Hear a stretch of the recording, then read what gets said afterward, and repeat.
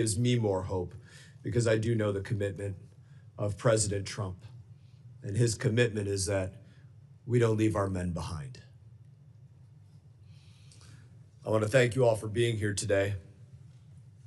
And formally, I do want to congratulate President Trump for securing the release of Mark Fogel from Russian captivity. As I just stated, President Trump has a commitment of leaving no man behind. It's important to reflect on that. President Trump is showing that when Americans are being wrongfully detained abroad, the U.S. government will move heaven and earth to get them back. That is a stark difference from what Mark had experienced before that. We know that we have Americans and our allies being detained abroad by Hamas in Gaza. I welcome you families who have come here to DC to share your stories with us. I think we all know that there was a bit of a blizzard that took place last night here in Washington, and there was questions by a number of individuals. Shouldn't we cancel this roundtable? How can we expect people to come in for this with the snow on the ground? And the response to everybody that had a question was simple. How could we say to any one of you that have individuals being detained in unfathomable conditions that we can't do something simply because of a little white powder on the ground? And I just thought it was an interesting place to really put into perspective how we take things for granted in our first world situation that we live in each and every day that are nothing compared to what your families have had to go through. I can only imagine the pain that you and your loved ones who are held hostage are experiencing. I can't put myself into that situation. I pray to God I never have to. 16 months after the brutal October 7 massacre, Hamas still holds dozens of innocent people hostage in Gaza, including 6 Americans. We remember each one of them, and we will not rest until they are all safely brought home and Hamas is eradicated. Today, we will have the opportunity to hear from the family members of 6 hostages being held by Hamas. We have Ronan Nutra with us, Miss Orna Nutra, Ilhan Grzuski, Mr. Moshe Lavi, Daniel Lifshitz, Mr. Gal Dalal, and Mr. Eli David. Thank you all for being with us today. Congress, and you all have the opportunity to introduce yourselves more thoroughly. Congress and the world must hear from each of you because there are individuals in Washington and across the globe who will deny, and they will whitewash, and they will simply ignore what has taken place. It's up to us to make sure that does not take place. They will make excuses for the terrorists who raped and slaughtered 1,200 innocent Israelis and Americans on October 7th. They will make excuses for the animals who continue to hold hostage in Gaza as we speak. There is no path to ending this conflict without the release of hostages. And the purpose of our meeting today is to keep their freedom at the top of our agenda. We need to bring them home now. I turn now to my friend and ranking member, Gregory Meeks, for his opening remarks. And then we will allow a representative from each family to share their experiences before we recognize the remainder of our members. Thank you, Mr. Chairman. Thank you for bringing us together today, and thank you to everyone for being here today. You know, I have witnessed many of you advocating for your loved ones from day one. The courage, the strength, the stamina you've shown is incredible. Ilana, I don't think there's anyone better than you to speak to the plight of the hostages. It's a blessing, again, to have you here and to hear from you again. I've heard and know and feel the stories that you've told. My heart breaks that we're still here because that means your loved ones are not home. It's time, way past time, for them to be home. In fact, they should have never been taken from home. And we shall never forget that. And we shall continue to be focused and dedicated to make sure that your loved ones come home. I look in your eyes, and I think anyone that's looking in your eyes can feel your hearts and your pain. It is something that has stayed with me.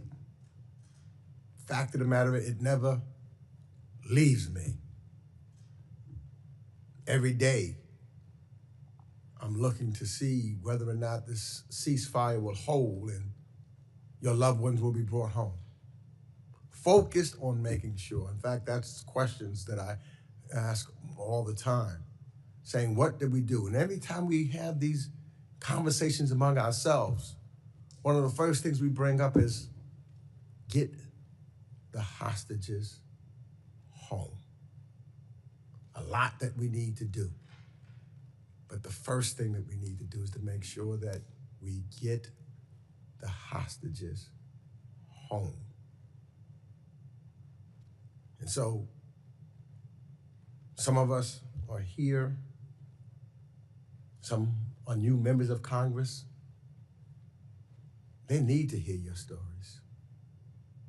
They need to know, as many of us who have heard them over the last 2 years, because there's going to be an effort that has to continue, not a partisan effort. This has to be an effort that we work collectively, Democrats and Republicans and independents, and as human beings,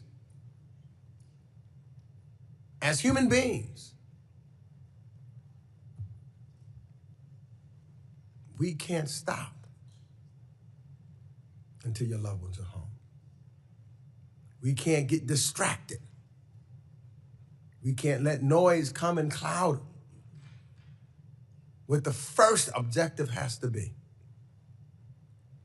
bringing your loved ones home.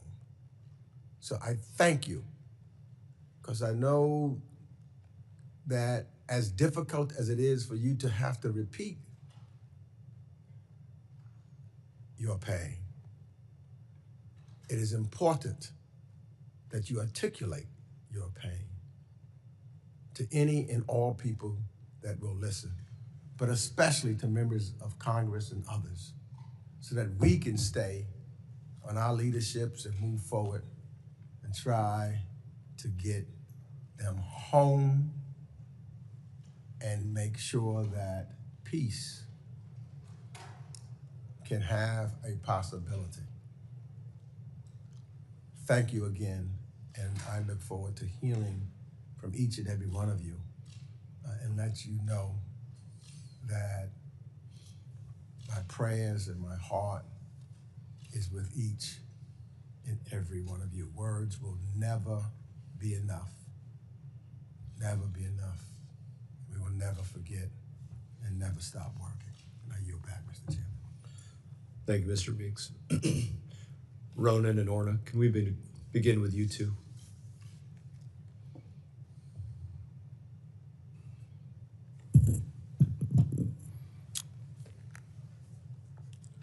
Thank you, Chairman Musk. Thank you, Ranking Member Meeks. It's our third time here. We appreciate the opportunity to speak and focus on this dire humanitarian situation that started 495 days ago.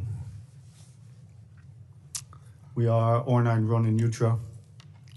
We live on Long Island, New York. for the last 25 years.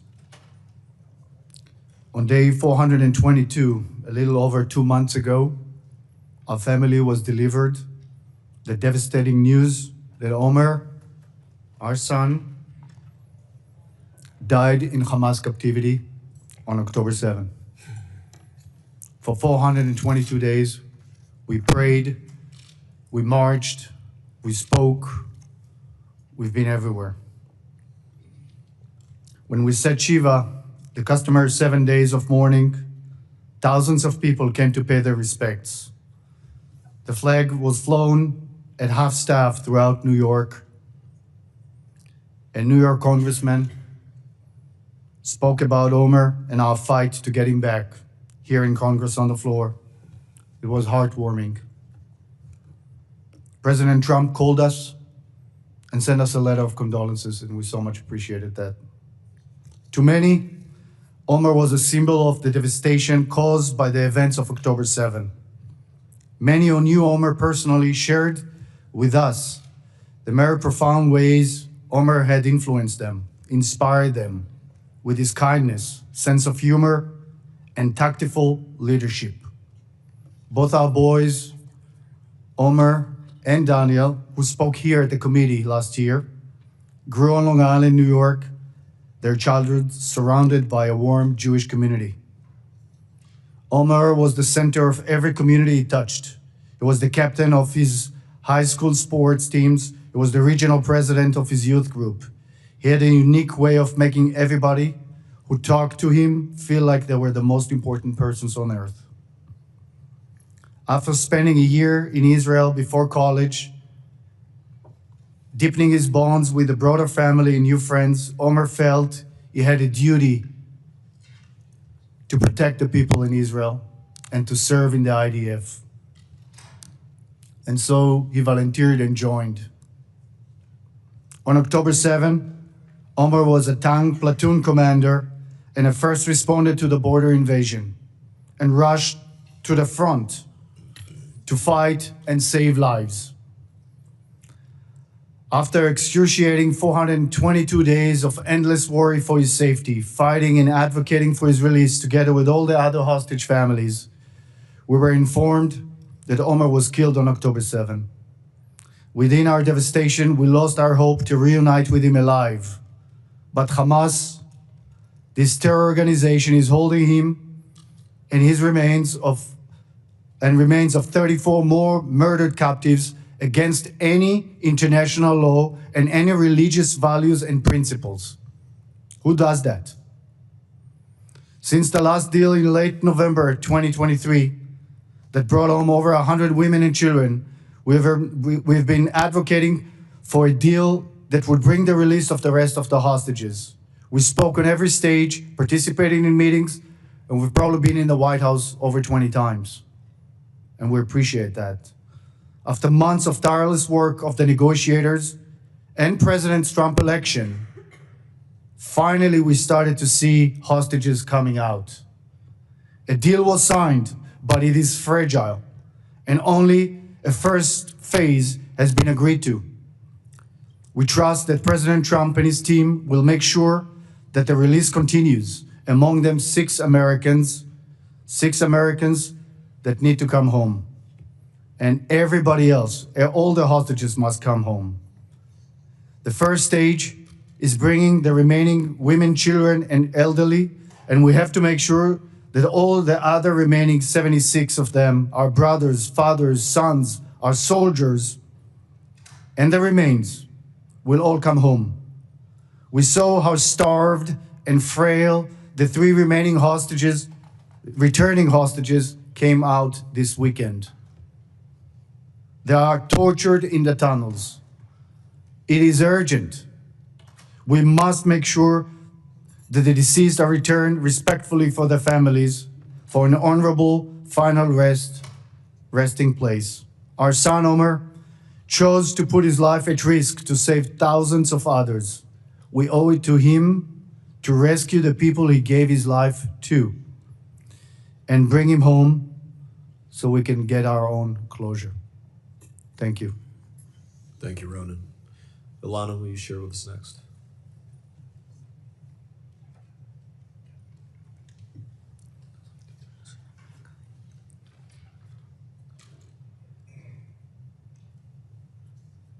Good morning. Thank you for hosting us, and thank you for your leadership in bringing the remaining hostage home. My name is Ilana Gritsewski. I'm 31 years old. Today I speak to you not only as a former hostage myself, but also as a girlfriend of Matan Sangauker who is still in captivity in hands of Hamas.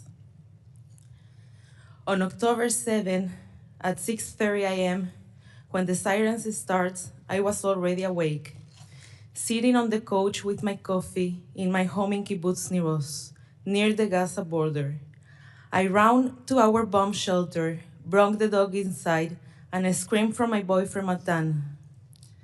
10 minutes after the first sirens, we start hearing gunfire and screams in Arabic. The kibbutz group's chat were already filling with messages about terrorists breaking into homes, one by one. Eventually, our turn came. They broke into our home, shooting everywhere, smashing everything.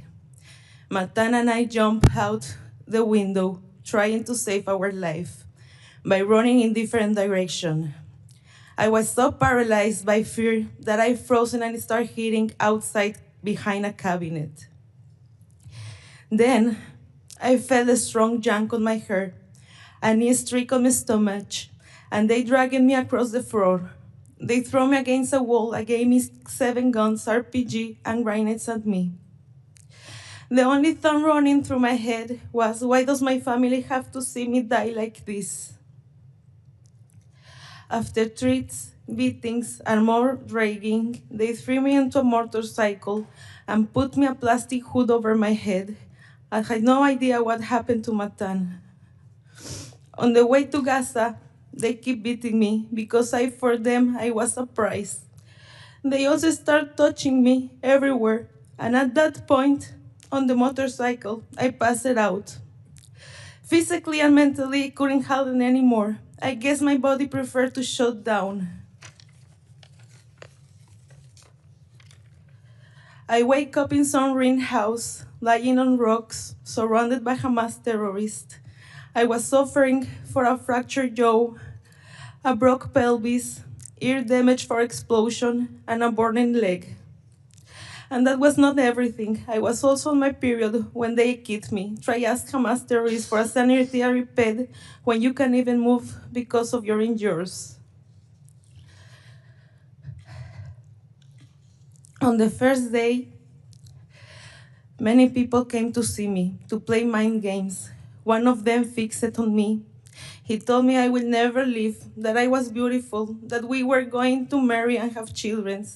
Even if there was a deal, I will not be released. He handed me his gun, told me to play with it, and stole all my jewelry. The next day around noon, they brought me another hostage from Nir Oz. That gave me straight. I realized I wasn't alone.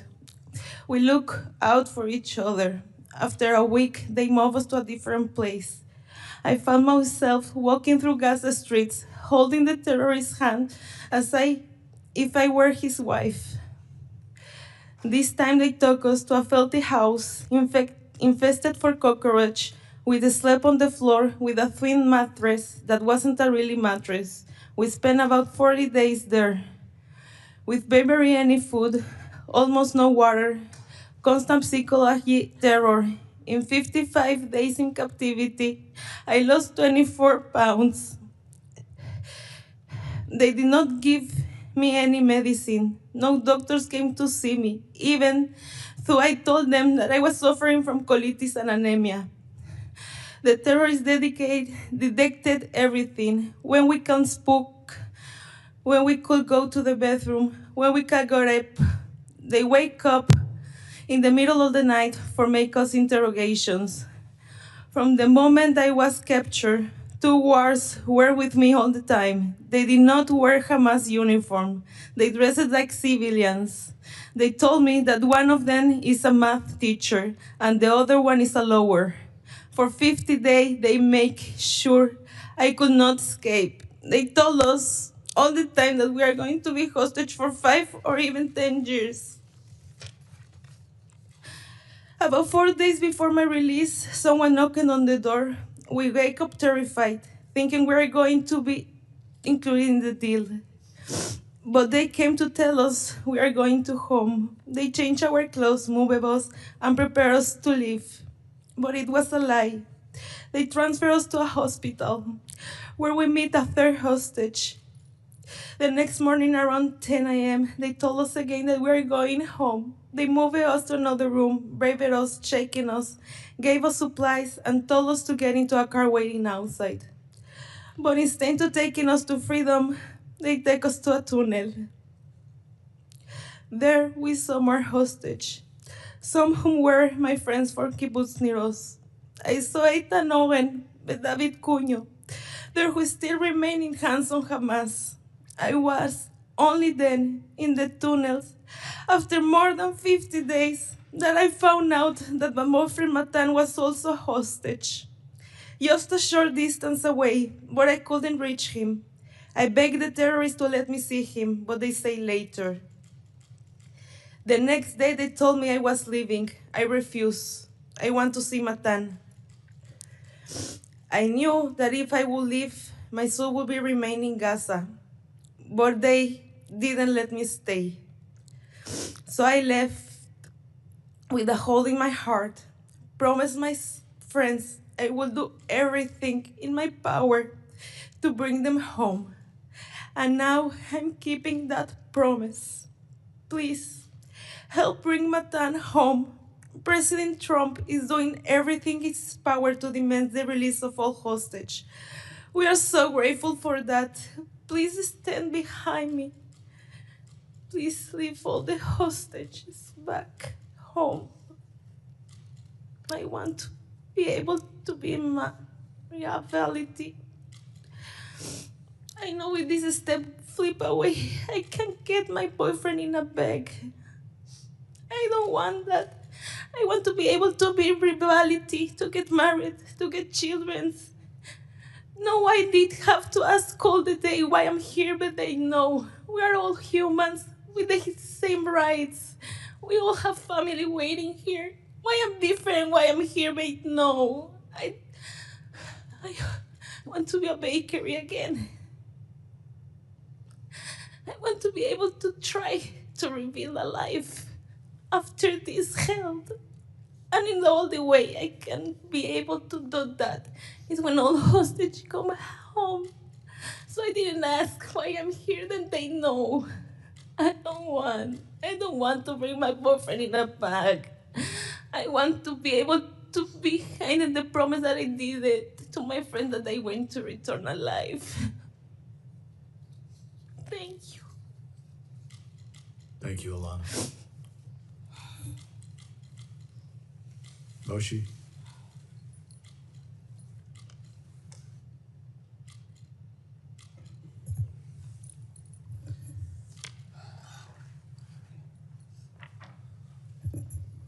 Good morning, Chairman Mass and representatives. Thank you for having us today on day 495 since our loved ones were taken by Hamas terrorists and their accomplices. My name is Moshe Lavi. I'm a proud Israeli, proud captain in reserves of the Israel Defense Forces, and most importantly, a proud brother to my sister Lishai Miran Lavi, and a brother-in-law to Omri Miran, who was kidnapped on October 7th. Lishai has been fighting for 495 days for the return of her partner, Omri. She has been fighting so that her family, her two daughters, Roni and Alma, will have their father again. Let me share a bit about Omri. Omri has a beautiful soul, a gentle heart, and a kind smile. He's a shiatsu therapist and a gardener, healing people in his clinic, healing plants in the gardens of Kibbutz Nachal Oz, where he started his life with Lishai. A lover of sport, a literature enthusiast, a man who is connected to nature, a spiritual person who believes in the goodness of the heart of mankind. He met my sister in March 2020, and amid the global pandemic, they fell in love, built a home to themselves, and started a family, bringing to the world my two nieces, Ronnie, who is 3.5 years old, and Alma, who will mark her second birthday in 2 months, in a month, in March, hopefully with her father. On October the 7th, Omri, Lishai and the girls were at their home. Hamas terrorists barged into their home, luring them to open the door by using a teenager named Tomer Arava. Tomer begged for his life, so Lishai and Omri opened the door. They wanted to save his life, even though they knew the terrorists would be entering their home. Tomer's body was found a few days later because Hamas terrorists were responsible for his death, despite the fact he was used throughout that day to make people open their doors. For hours, Lishai, Omri and the girls were held at gunpoint as captives in their own home. They were grouped with another family from the kibbutz, the Dan family, whose eldest daughter, Mayan, was murdered that morning, and were abused. This was all live streamed on Facebook for the world to see.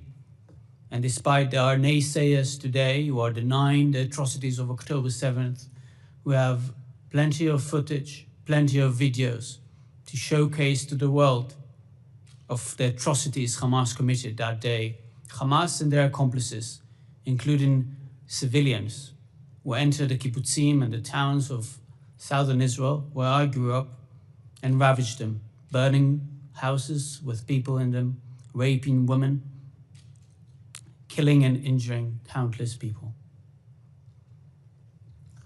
At 1:30 p.m. that day, Omri was handcuffed and was instructed to stand up. That was when he was taken hostage to the Gaza Strip with a few other members of Kibbutz Nahal Oz. Lishai, my sister, told him she loves him, she'll take care of the girls, and ask him not to be a hero. Omri responded that he loves her, and that was the last time they saw each other. Ronnie, my 3-year-old niece, tried to run to him. Luckily, Lishai stopped her. At 5:30 p.m. that day, Lishai and the girls were rescued. My parents and my other sister and her family were rescued as well. I could have been a man without a family. I was in New York at the time. I was lucky. My family survived. By being lucky means that you have a hostage in your family who is being held by Hamas terrorists for 495 days. I'm grateful for all the work done by our great ally, the United States, and its elected officials, you, over the past 16 months, whether by the previous administration and naturally by the current administration, the Trump administration, which has secured a deal that has saved thus far the lives of 26 individuals, Israelis and foreign citizens, who were rescued, released from the grips of the terrorists who held them captive. But our mission is not done. Our mission as families is to keep amplifying the voices of our loved ones. I'm here not to speak as Moshe, I'm here to speak as Omri Miran, who is calling from the dungeons of Hamas for the rescue, asking his own government to do everything it can to preserve our ethos, Israeli and Jewish ethos and social contract, to redeem our captives, asking for the international community to hold accountable the perpetrators of October the 7th and those who funded and sponsored them, including countries like Iran, and asking you to do everything you can to pressure the stakeholders, the mediator countries, to force Hamas to a viable agreement, to understand that we now need to act fast so that those who still remain captive, alive, will be saved and rehabilitated in the state of Israel, and those who were murdered or killed on October 7th or in captivity will receive the honor to be buried in the land of Israel so that their families will have a closure. This is our greatest mission. This is the greatest mission of our time as Israelis, as families of hostages. And I'm humbled that you took on yourself as a country, as representatives, to take that mission as well. I implore you to keep pressuring everyone to make sure that people like Omri are not forgotten, that their stories are shared everywhere, that their beautiful souls are the ones that matter, so that everyone will receive the closure they need. I thank you, both parties, for doing everything you can, and ask you to keep doing it so that this agreement will not fall apart and that we'll have the reunification of all hostages with their loved ones. Thank you.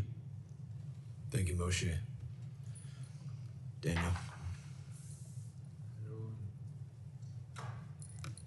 Hello. So first of all, thank you very much for welcoming us. I want to special thank, of course, to President Trump and to you, Chairman Mast, for actually making it a humanitarian issue. Again, we felt for a long time that the hostages issue was not on the top priority of the world and was not on the top priority of the humanitarian aspect of it, and I really want to thank you for doing that. The stories of Ilana and Moshe, stories of Ilana as a woman and Lishai. We have 3 others, starting from my grandmother, Yocheved Lifshitz, that been released after 17 days, waiting for her husband almost for 500 years. She's as well, we saw Arbel Yehud coming back home 2 weeks ago. Arbel was my stepsister and as grandchild to my mom, to my grandmother. Arbel is an amazing soul and coming back here without her boyfriend, Ariel Cunyo. Having my third, one of my best friend and an American citizen, Sagid Ekelchen. Sagid Ekelchen taught us in Kibbutz Nir Oz, the place where we have 25 hostages still coming from there from the 76. Sagid taught us to play baseball in Nir Oz, on the grass in Nir Oz, where so many people been murdered and kidnapped. He's a hero, and his wife is waiting for him with 3 daughters at home. That's the holy work we need to go out from here, to bring those men back home to their women so they can have their lifetime shared together. If it's my grandma, and if it's Sagi, and if it's bringing Ariel to Arbel. My grandfather is the eldest hostage considered alive. My grandfather is the only great-grandfather held hostage in the world, Oded Lifshitz. He found Kibbutz Nir Oz in 1957, defending the country by founding this kibbutz so close to the borders, knowing the risks. He fought in 4 different wars from 1967 to 1982, risking his life. By doing that, he was also a humanitarian activist, a peace activist, a warrior for justice and for doing the right thing. My grandfather built a kibbutz. My grandfather built an amazing cactus garden, a 64 years old cactus garden, which the last scene of my grandmother, when they've been kidnapped from the whole bomb shelter, when they've been dragged naked at home, she saw my grandfather on the ground, on the cactus garden they built for 64 years, and she thought he was murdered. But my grandfather, as a cactus, has a lot of resilience, and those hostages has the resilience, but not much more. The time is gone, and we saw what happened on Saturday, and we see the situation of the hostages. Also, my grandfather doesn't have that time, and we understand that painful concessions had to be paid to bring the hostages back home. But it's a victory to the Western values to bring those hostages back home. That's the most important thing. And I know my grandfather worked all his life for trying to bring education to the Palestinians, to fight for coexistence, to fight for so many things. And now is our time to pay back to my grandfather for everything he did in the world. And I think that now we have to work, all of us together, and to know that we have to change the strategy as well, and to give a legitimacy strategy. A strategy with, first of all, will bring all the hostages back home, and after we can eradicate Hamas.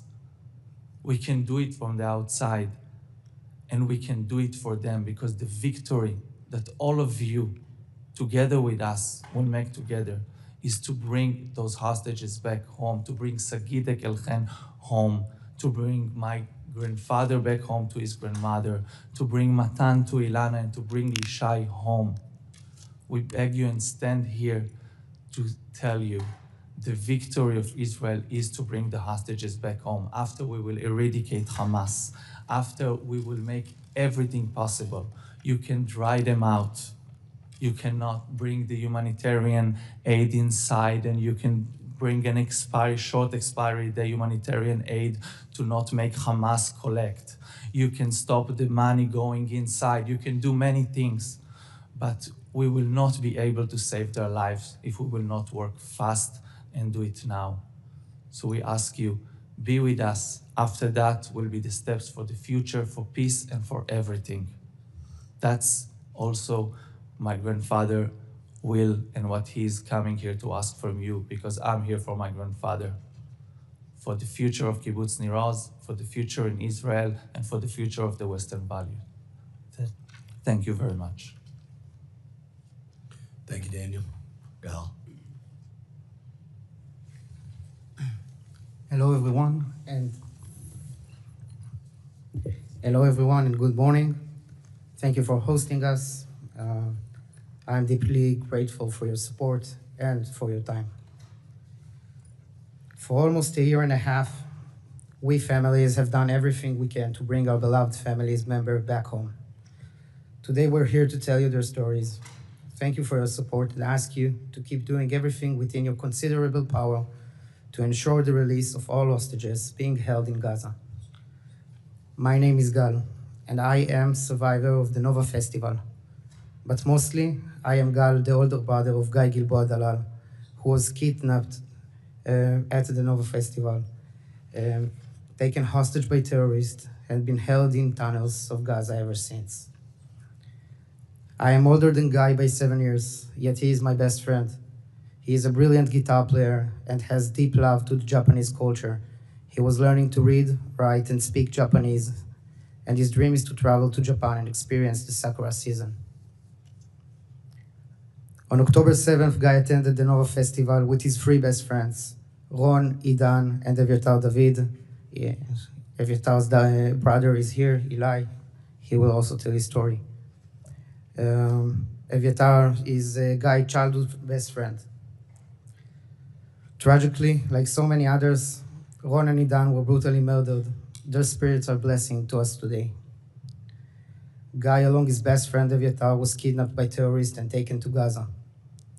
I managed to escape and return home. Because it was Guy's first music festival ever, he asked me to come along, and so I went with him to ensure he had a great experience and to look out for him. I arrived at the festival at 6:15, just 15 minutes before the alarm started. As soon as I got there, my brother ran up to me, hugged me and kissed me, told me how happy he was that I come. Like all good sons, he took a selfie and sent it to our mom to let her know we are together and we are safe. 15 minutes later, the alarm started. At that moment, I decided to go to my house, and Guy and his friends were supposed to join me. I wanted Guy to ride with me, but he said he didn't want his friends to feel like he was abandoning them, so he would return with them and meet me there. As soon as we heard the gunshots, the fog and the chaos of the moment set in. We were separated, and I couldn't find Guy. I couldn't get back to him. I called him, but he never answered. I'll never forget the sight of countless young people lying lifeless. I was shot at, had to keep running, taking cover wherever I could. And after nearly 10 hours of fleeing and hiding, I was finally rescued by our forces, only to learn that my brother had been kidnapped by Hamas. A video of him had already been published 3 hours before I was rescued. My parents, family, and friends knew he had been taken, but chose not to tell me, allowing me to focus on saving my own life. It shattered me. I couldn't bear the thought that I had gone there for him, to watch over him, and yet I left without him. Since then, my family, like so many other families, are tormented by our imagination of what Guy is enduring. While Guy is subjected to physical and sexual abuse, we are also psychologically tortured by Hamas sick games. Our hearts break at the sight of the recently released hostages. The horror they endured is an evident, and no words can convey the urgency of freeing all hostages more powerfully than the images themselves. It's been almost a year and a half since I last saw my brother, and he and the other hostages are running out of time. 76 hostages are still in Gaza, and most of them are still alive. My brother is still alive, surviving in these inhuman terms. We need your help. We want all the hostages home as soon as possible. We know from reading the press, anything can happen in the Middle East. These hostages deals, that's why it's so urgent to bring them all home now. We need Hamas to stick to phase 1 of the deal and to agree to phase 2. I believe President Trump wants to and capable of bringing lasting peace to the Middle East. He understands that the only path forward is the immediate release of all hostages. Every single time he has spoken about Israel, Gaza, or the Middle East, he has brought up the hostages first. He has taken personal responsibility for this issue. You can't imagine what it means to us. I will do anything to see my brother again. But I also know in my heart that any last peace in the Middle East begins with release of the hostages. Without them, the healing process that the regime so desperately needs cannot begin. With your support, I trust President Trump will bring them home, save my brother, and give us a true opportunity for lasting peace. Thank you again. Thank you, Gal. Eli?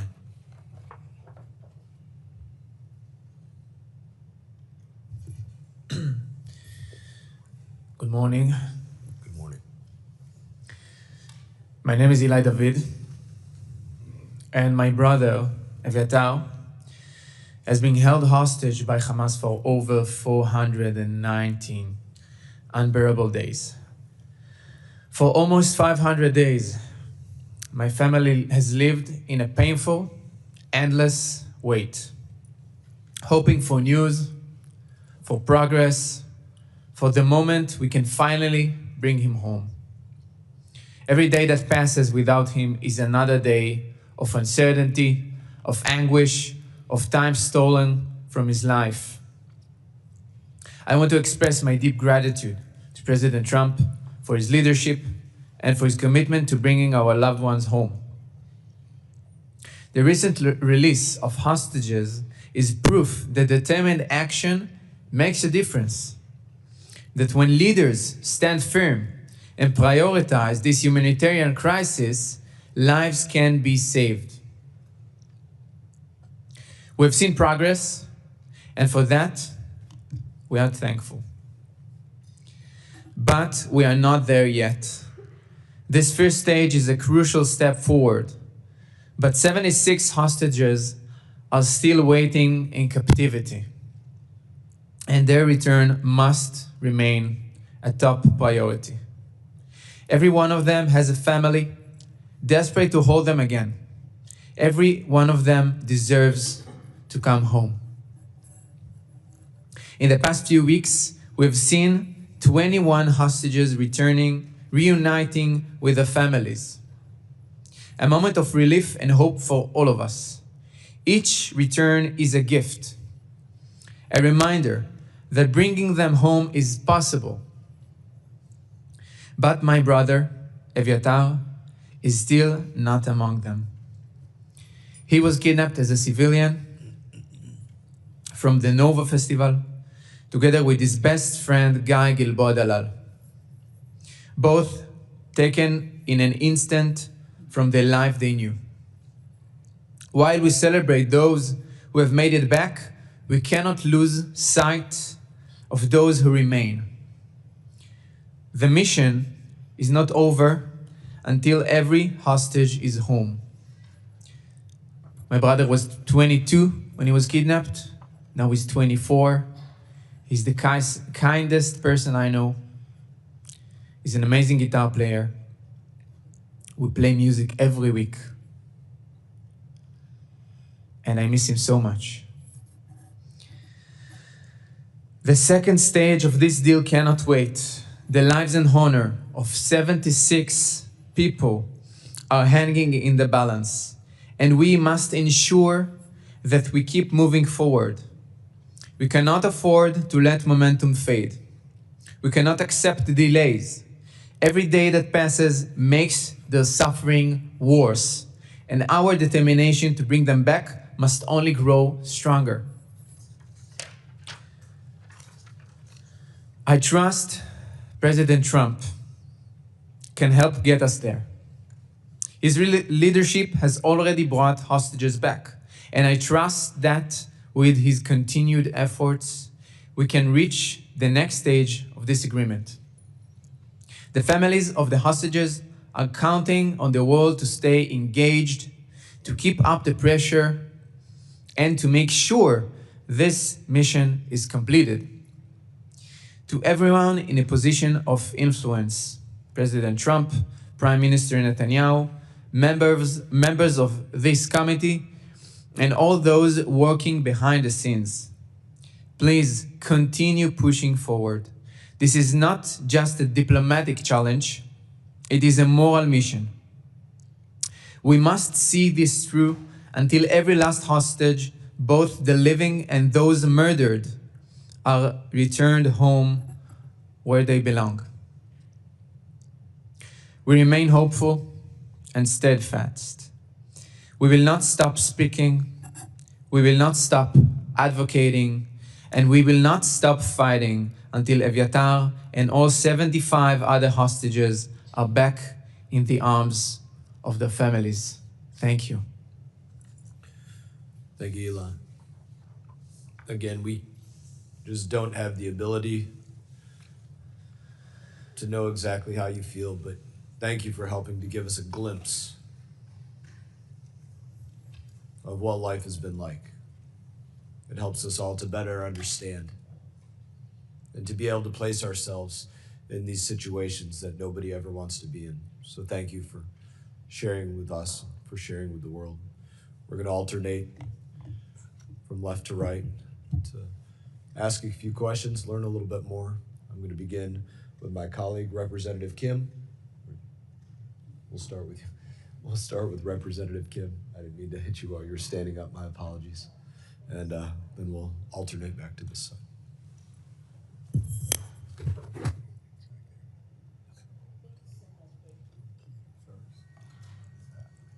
I welcome you and thank you so much for sharing your stories. And I've taken notes, but we have already known about your family members and your loved ones.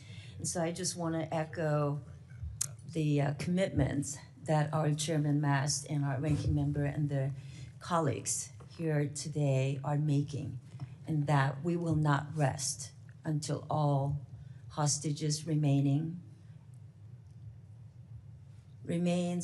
or we don't, as you mentioned, Irma, we want to see your boyfriend come live, not in a bag. And I really took that to heart, and I'm so sorry for the personal suffering that you endured and continue to do. So I really feel for you, from a woman to another woman, but also to your grandfather, to your brother-in-law, to your family members, to your brother and your son. I really feel for you. It's also good to hear that you have confidence in President Trump and in his leadership. you already said, LA, that his leadership has already made a difference. And we're doing this in different phases, but we will make sure that everyone is back home with their loved ones.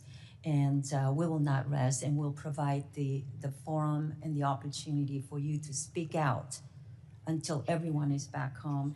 So I just wanted to also echo that Hamas's repeated attempts to exploit the recent hostage transfers is a good reminder of the need to work hand in glove to ensure an attack like this can never happen again. So I hope you will continue to speak out and tell us what steps are needed in your view to ensure that we can achieve Hamas enduring the defeat. If you want to respond to that, I would be grateful.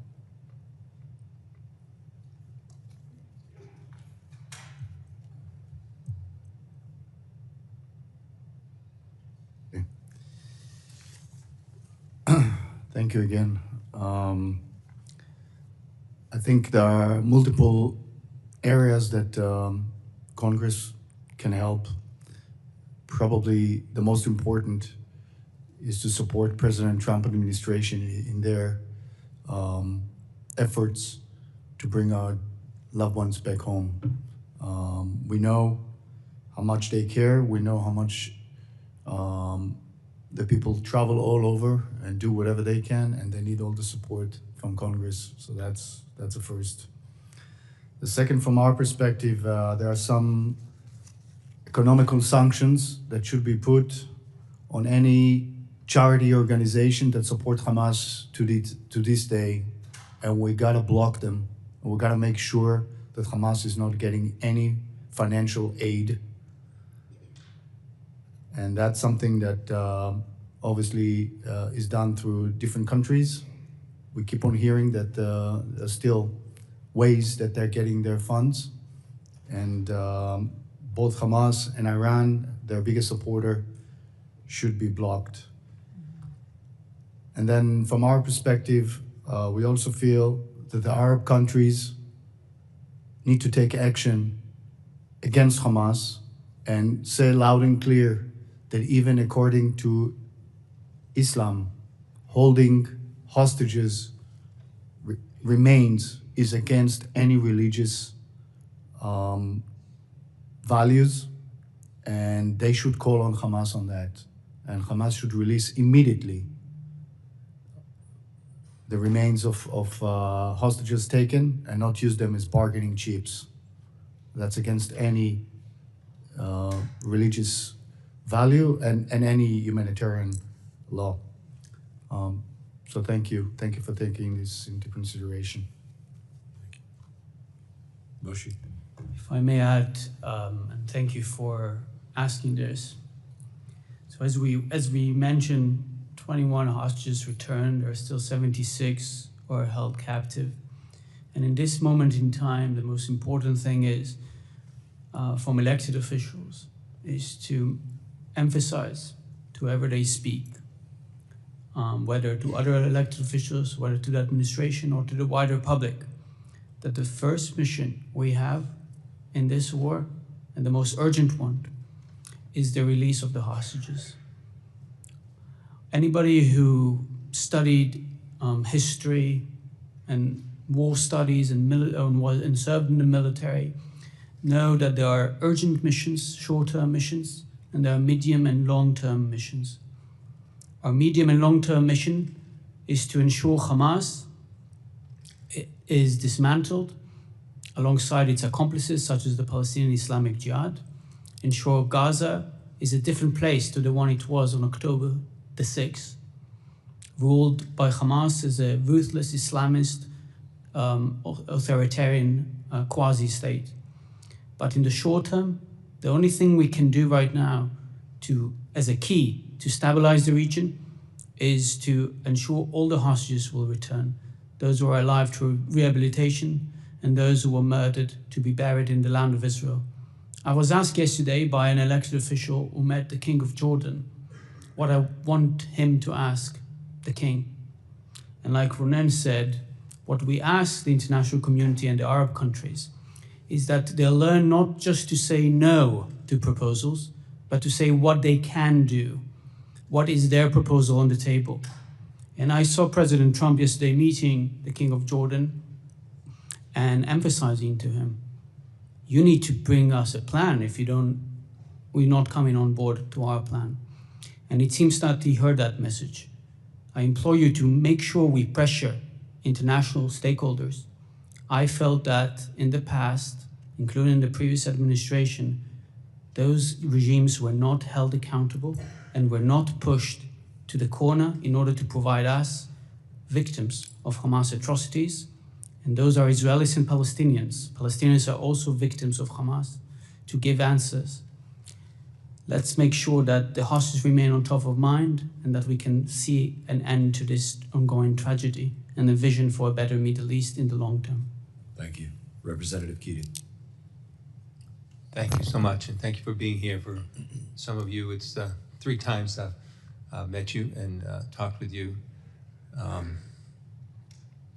Iana, thank you for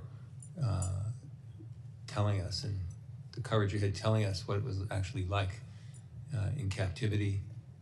It's hard to say this about someone who's like Matan, who's held hostage, going through brutality. It's hard to say he's blessed, but he is blessed that he has you and your love and courage, and he's not alone. And I think he knows that. I always have felt awkward when we talk about this issue and use the term the hostages. The hostages. And thank you all for being here, because the reason that is so inadequate is because these are people. They have names. They have Omar, Matan. They have Aria, Amri, Gal, Etar. They have names. And they have relationships, son, boyfriend, grandfather, brother, sister, mother, father. And thank you for every time you come, every time you speak up. That transcends. And it's important, because this isn't just an issue or a policy. These are human beings. And you reinforce that, and it's essential. We also have our values together being held hostage. The values of Israel, the values of the US, of all our allies. And we have to always be mindful we are all being held hostage in that respect. Those of us that respect justice and decency, humanity, and we have to remain close so that we can be stronger against the opposite. We have an agreement now. Sides have come together for an agreement. Imperfect as it may be, it's an agreement. And so let me just tell you, at this moment, because we deal in the moment, and you've all dealt in the moment, in the roller coaster that you've been through. In this moment, I think it's important to have a mindset, all of us, of not how this deal can't be held, but how it can be held. Let's get through this moment.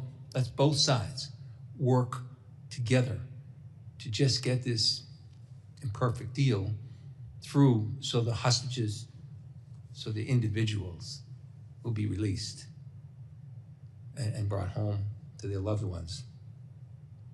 And until we do that, we can't rest.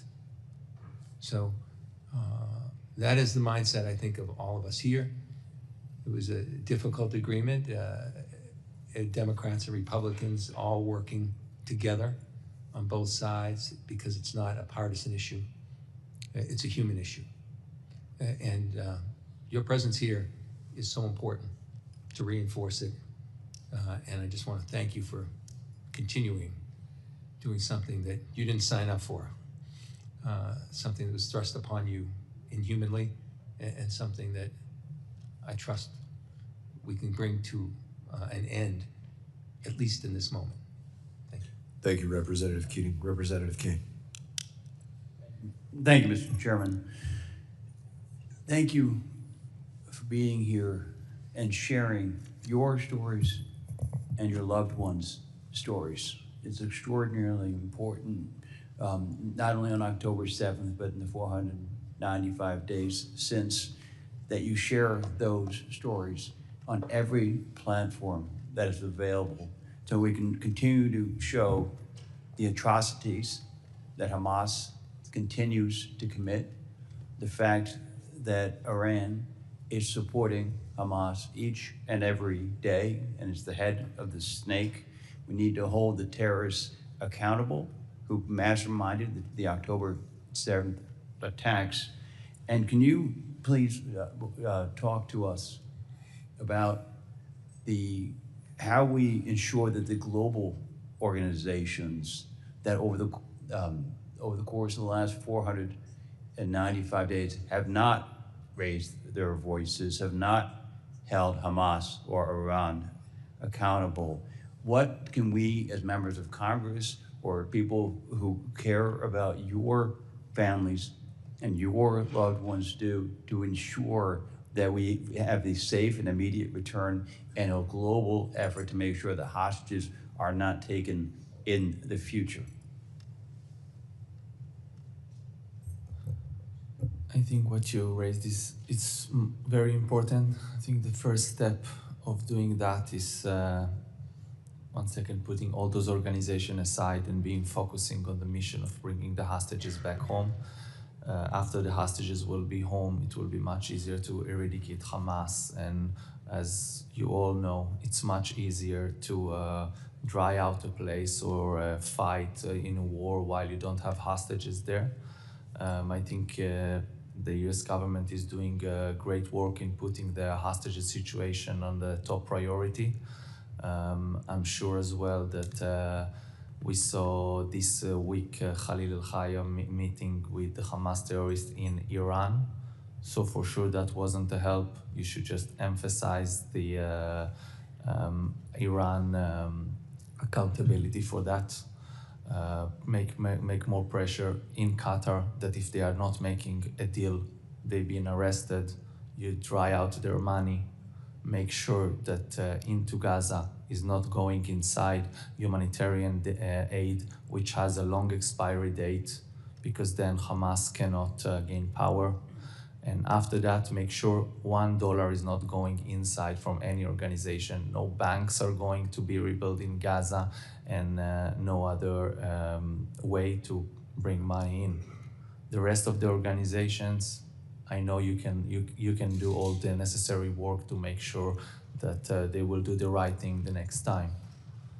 That is the ways I think and I see those things happens. But for the moment, the way to bring the hostages back home is in a deal that you must understand that in day 42, either all of them come back home or you start a deal of a hostage per day, but you need something that will not stop. This deal is problematic because every week to see few hostages is not easy. Must make sure this phase ends, and as soon as possible, we squeeze all the other phases to bring everybody home, and then you can start eradicating Hamas and continue to any plan and future plan containing Arab countries or by the lead of the US alone. We need to bring the hostages home. I absolutely agree with you. May I add? Let us first make sure all the hostages return, and then we will pursue every avenue of justice to hold account the WHO for allowing hospitals to be used as military infrastructure for holding hostages, to hold accountable UNRWA for allowing its employees and its infrastructure to be used by Hamas terrorists, and to hold accountable every organization in the world through sanctions for allowing this to go on for so many days. They are part of the problem, but now President Trump and his great team are trying to find a solution for the short-term problems. And I'm sure you'll be doing everything as Congress to hold accountable those who are supporting Hamas directly or indirectly. Yes, we will. Thank you. Thank you, Tom. Ms. Gillen. Thank you, Chairman, and thank you, Congressman Meeks, Ranking Member Meeks, for including me here today. And thank you to all of you for coming and sharing your stories with us. This is not an international conflict. This is about, as Moshe said, beautiful souls. I am one of the new members of the House of Representatives, and I want you to know that one of my first speeches, if not my first speech on the floor of the House, was honoring the hostages that had just been released as part of the deal, but reminding my colleagues and anyone who is watching that there still are so many more people that we need to bring home. I represent Long Island, home of Omer, and although I did not get to know you during the campaign, Mr. and Mrs. Neutra, I was there for your memorial service for Omer. And I'm so sorry that I did not get to know your son because he is a beautiful person. And I'm sorry for his brother because I hear the love of the brothers here about their missing brothers. And I'm so sorry for your family's loss. And I just wanted to be here to let you know that I will not rest and I will work with my colleagues day in and day out to get your loved ones back to you. Thank you for being here. Representative Lawler. Thank you, Mr. Chairman, and thank you to each and every one of you for being here, for sharing your story, your experience, and that of your family. For 495 days, this travesty, this miscarriage of justice, this crime against humanity has endured. And each of you, in your own way, have had to live through hell. I, over these 495 days, have come to know many of you, some more acutely than others. I have spent a lot of time with the Neutras. This photo of your son, this photo is seared in my mind. You see in your son someone who lit up the world. Someone who was selfless and caring. Someone with purpose. Having met your son Daniel, I know the impact this has had on him as well. I spoke to both of you the day that you found out that your son had in fact passed away on October 7th. For 430 some odd days, I watched the two of you traverse the world, meet with every leader around the globe, speak before tens of thousands of people, all with the hope that your son would come home. I don't know how the two of you, or any of you, have put one foot in front of the other for 495 days.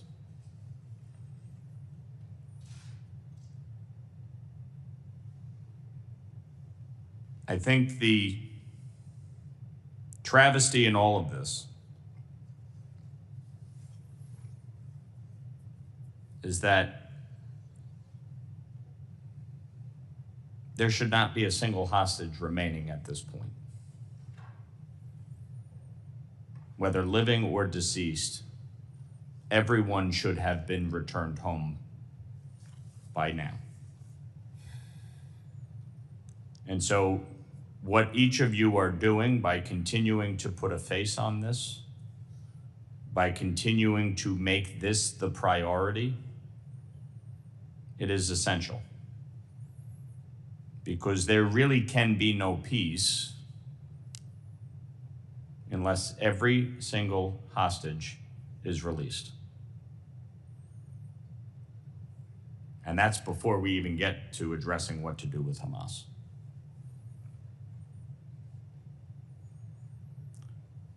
Orna, if you would like, if not, I understand, but I think it's important for people to understand the full range of emotions that you both have had to endure over these 495 days, in which you had so much hope that you would be able to bring your son home alive, only to find out that, in fact, he was killed on October 7th. And now, in this fight to bring him home, what is that mix of emotion like, and how have you been able to proceed forward?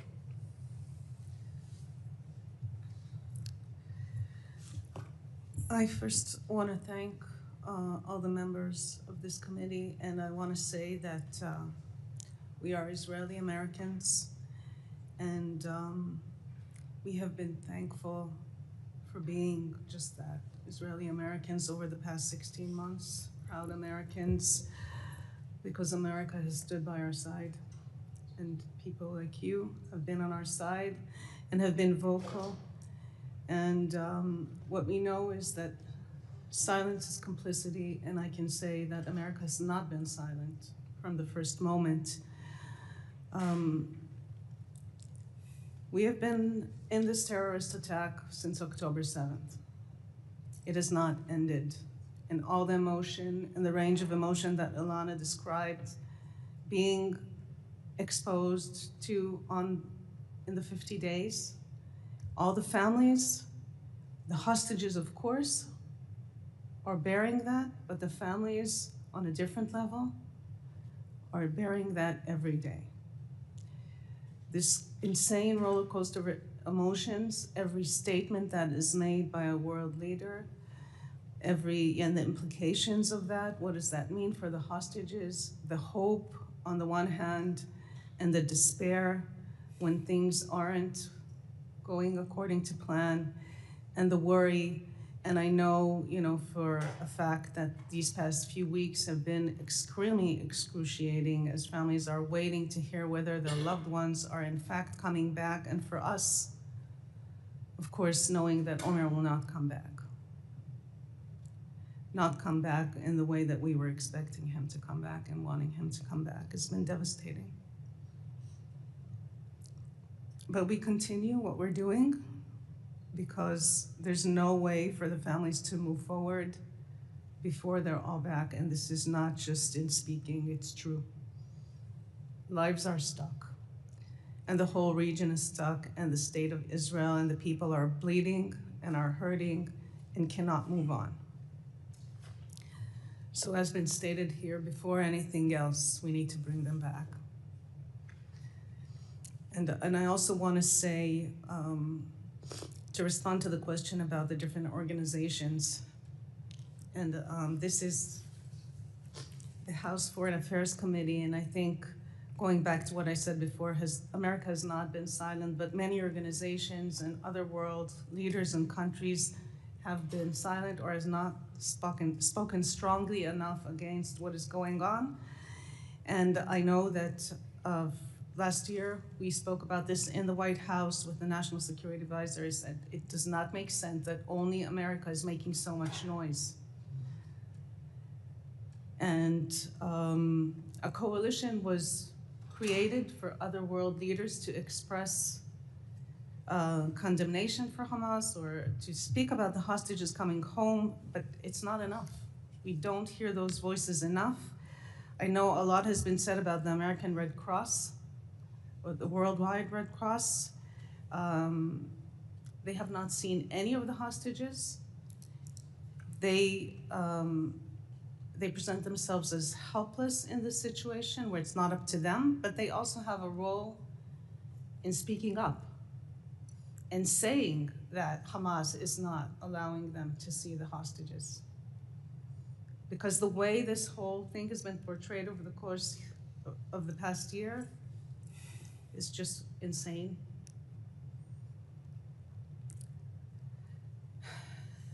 So we still have a lot of work to do.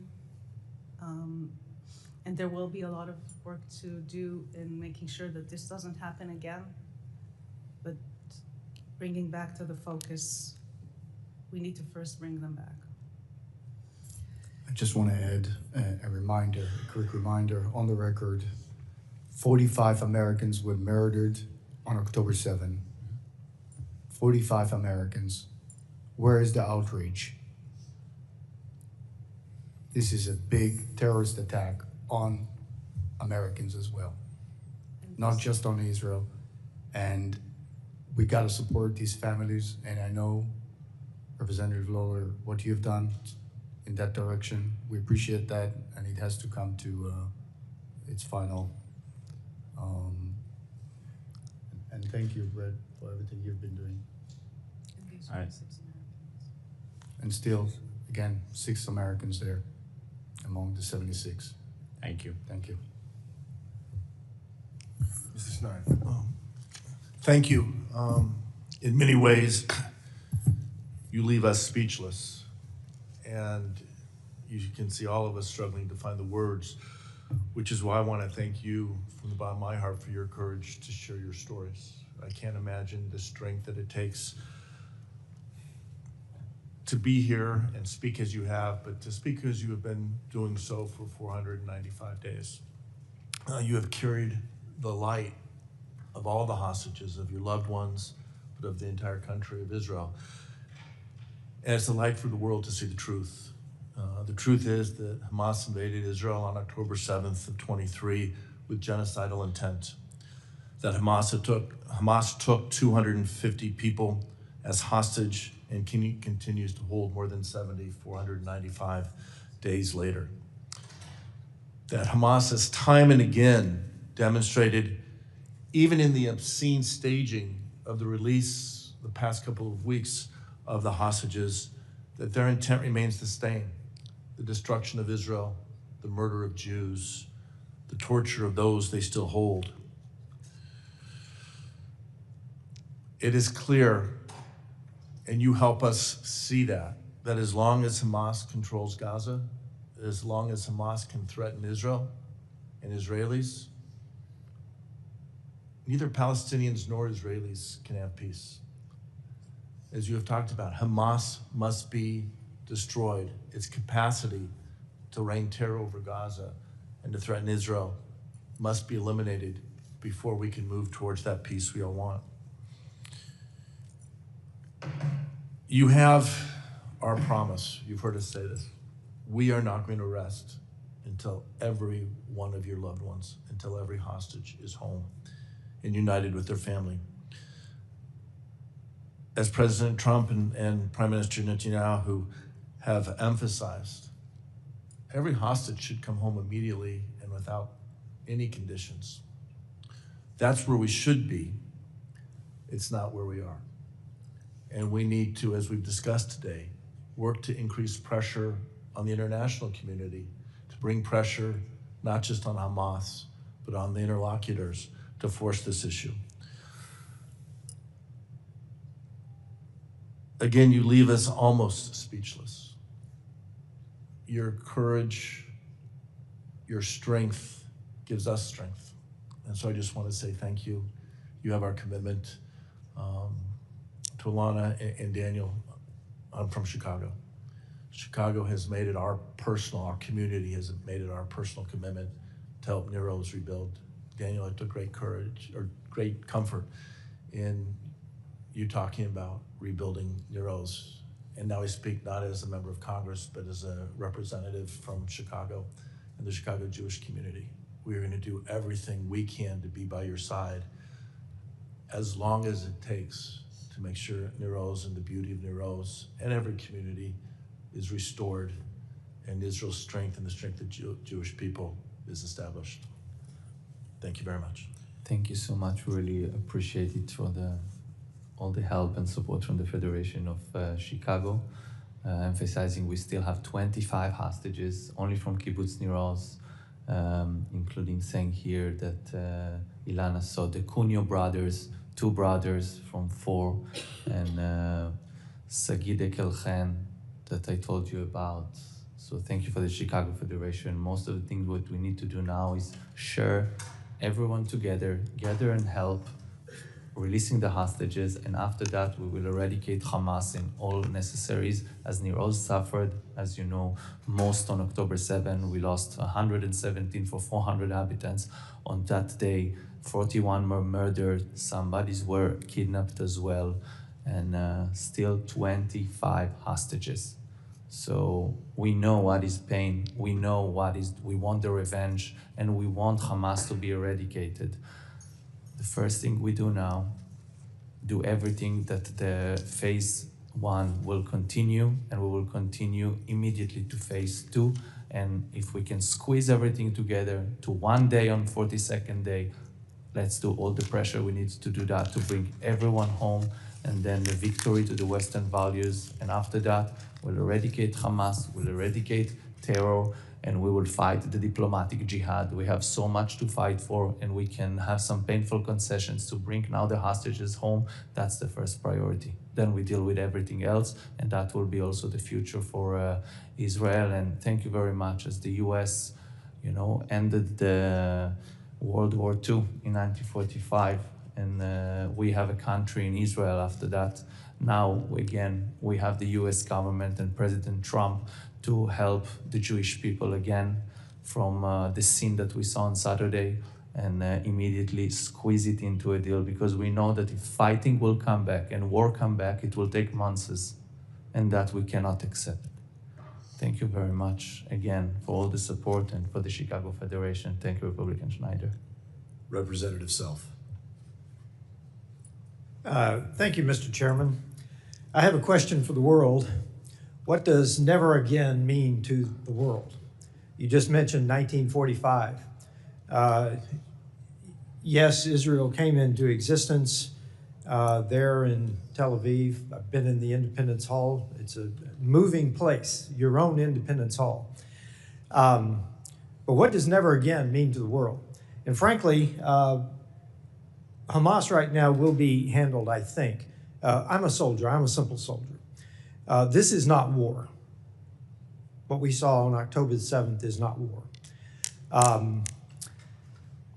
Frankly, we need pressure on, and I'll specifically mention 2, Qatar, however you want to say it, needs to be pressured by the entire international community, because Hamas is not the problem right now. The problem is Hamas doesn't feel enough threat, doesn't feel enough pressure, because the only thing they understand is force.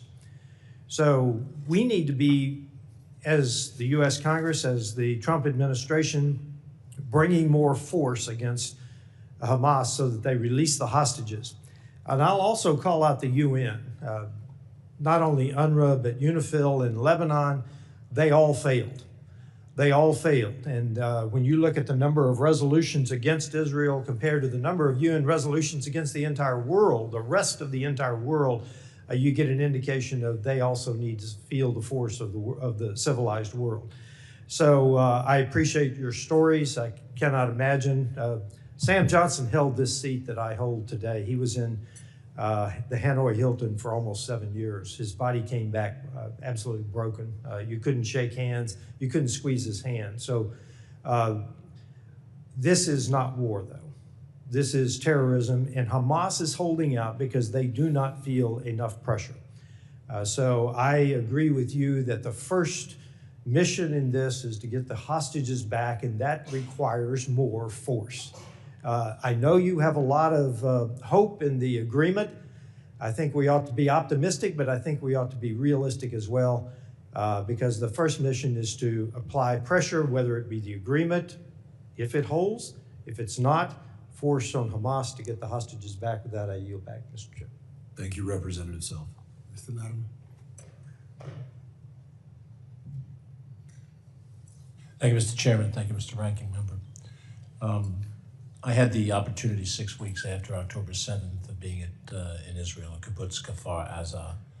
And what I saw was unlike anything I've seen in my life. And as I sit here and listen to your story, I don't think of it in geopolitical terms. I think of it as a father of a grown daughter, and I think of it the way you think of it as your child. Were she under other circumstances at that concert? And were it her picture that was on this? When I look at these young men, I think of my nephews. And I think of the fact that you have an uncle as I am the uncle of other nephews. It's a personal thing. So many times we talk about these things in public office as a political, geopolitical thing. And some issues fall into that category, but this one to me is just a human thing. And I appreciate you coming and sharing this so that we can get a better personal connection and understanding. So when we talk about what we have to do, it's not abstract. It's remembering your faces, remember the way you spoke, the pain that you've suffered. And I thank you for sharing that publicly. Thank you, Representative. I just have a couple of follow-on questions. Alana, I wonder if I can ask you a few specifics about them bringing you into the public. Did they bring you into the public more than once?